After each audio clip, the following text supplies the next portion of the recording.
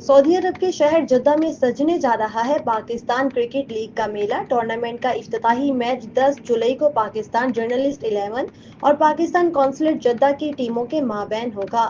Tournament میں legendary cricketer Javed Miandad league کے ambassador ہوں گے۔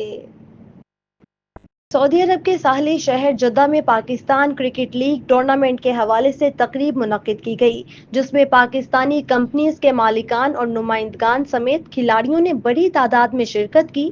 اس موقع پر ٹورنامنٹ آرگنائزر یحییٰ اشفاق اور احسن نصیر کا کہنا تھا کہ 10 جولائی سے شروع ہونے والے کرکٹ لیگ میں جدہ، دمام، مدینہ منورہ اور ریاض کی 32 مختلف ٹیمیں شرکت کر رہی ہیں، جن کے درمیان سنسنی خیز مقابلے کھیلے جائیں گے۔ افتتاحی تقریب کے موقع پر پاکستان جرنلسٹ 11 اور پاکستان قونصلیٹ جدہ کی ٹیموں کے درمیان نمائشی میچ ہوگا، جبکہ ٹورنامنٹ کا فائنل 14 اگست کو ہوگا، جس میں لیجنڈری کرکٹر جاوید میانداد سمیت دیگر قومی کرکٹ کھلاڑی شرکت کریں گے۔